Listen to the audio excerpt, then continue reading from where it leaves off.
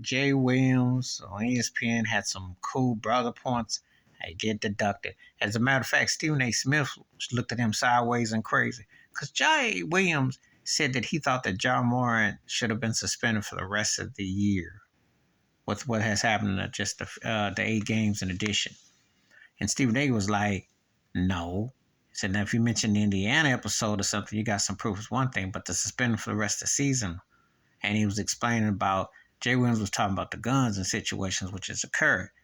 But, of course, Jay Williams trying, and so he only took off for Kyrie Irving mainly because he was Duke associated.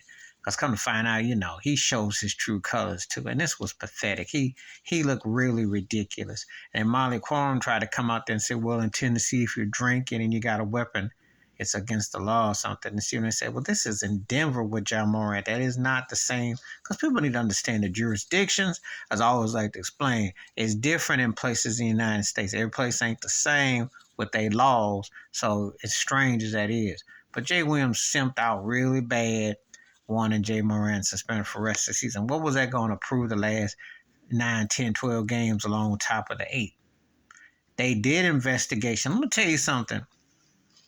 Now, Jay Morant, in his defense, is one of the bright players, stars playing today. And I see in the next couple of years he could take the league over. And I still believe that. John Sally has said so too. But they probably told him, you can't even look like you cross-eyed or you can't even walk funny because next time we'll put 25 on you. But he get the benefit of the doubt.